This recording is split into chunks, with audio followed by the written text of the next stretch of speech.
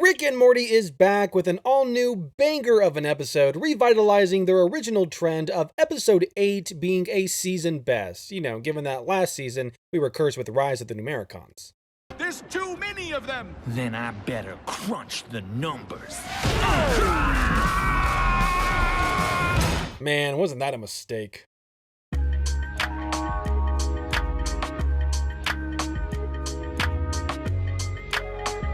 Overall, No More Land is an instant standout for the season, being a double feature of Jerry, which manages to embrace his status within the Smith family dynamic and unpack his motivations as a fatherly leech, or mooch.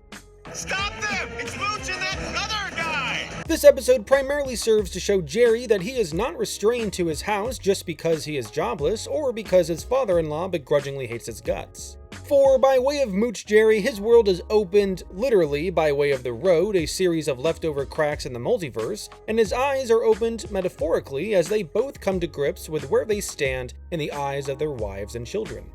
I'm a traveler from another dimension. I more slip through cracks in the multiverse. What, you guys were looking for me? Okay, good. You found him. Told you I didn't compost his ass. God, get blamed for everything. We were so worried about you, Jerry. You missed Morty mating with an octopus. It'll probably happen again. There is certainly a decent amount of humor here and a whole ton of connections and references to previous episodes and seasons. However, the real spectacle of this episode lies in its world building, adding to the lore of the multiverse and the Jerrys which inhabit it. Welcome to Grand Central.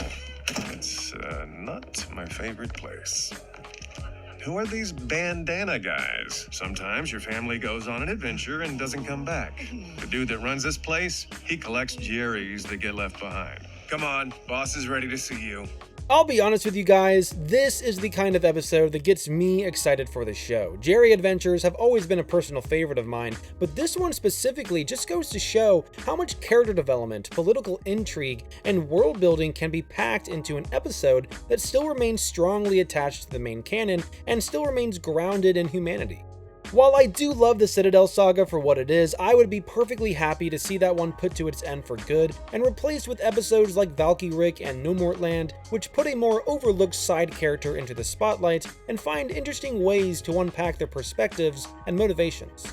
Especially when they're heavily tied to other characters and the episode explores their place in those relationships and how they feel about them. Oh God, I'm turning into my father. That's all you had to say, partner. No, I deserve it. I thought you took me for granted, but it was the other way around. What the fuck was that? Nothing. A guy like you might be good for you. These characters haven't exactly aged throughout the show, but they have certainly changed, and Justin Roiland's removal, while not fully justified, did open up even more room for growth as new writers and fresh voice actors were tossed into the mix. I'm not actually from the dimension you found me in. My whole family jumped together. And then when the space version of my wife showed up, I thought she'd hate me, and she did. But then I turned into a bug, and we all had sex. You go, man, god damn. I guess it is all pretty cool when I say it out loud. Thanks for opening my eyes to that. Morty is not the same clueless idiot he was when we first met him. In fact, many variations of his character are shown to be quite intelligent. Likewise, Jerry is not nearly as timid as he was in the beginning. He is way more likely to throw hands these days, even with himself.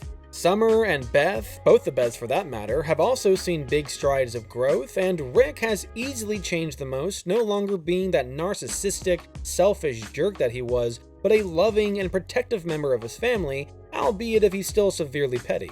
Jerry, I'm still angry at you for talking to me. Ah! We have seen him take down his lifelong nemesis, and it seems that he is finally settling into place, embracing his status as a father and grandfather, and now maybe even starting to come around to Jerry. You're so right about this guy. Turn it up. The show is still finding its new identity, and as I've stated before, this season is the growing pains of that. They are slowly tying up loose ends, finalizing a few arcs here and there, like with Rick Prime, Evil Morty, the Galactic Federation, and the Citadel, and they're doing the important step of reflecting on these things, not simply trudging past them. So it remains my hope that while Season 8 can feel like a bit of a lull at times, it's because they're gearing up to excite us with newer and bigger sagas to come. It's the culture of the show. You're supposed to watch it naked. It is the culture of the show, honey. I wonder what this show's culture is. You know what? Actually, I probably don't want to know. You can't think about it. It's the one thing I've learned. You can't think about it. But that's going to be it from me this week. Unlike last week, I'm actually keeping this one shorter as I'm currently going through some heavy changes of my own, but I hope to announce those here fairly soon. In the meantime, do me the favor of liking this video, sharing it with a fellow fan of Rick and Morty, and commenting down below your thoughts on No More Land. Was this the best episode that Season 8 has had to offer for you? If not, which one reigns supreme? As always, I want to thank all of you who continue to watch these weekly episode reviews and share your experiences and thoughts with me. I always look forward to seeing other perspectives in the comment section, whether they be positive or negative. But that said, I wish you all a stellar week, and hopefully, I will see you all next time.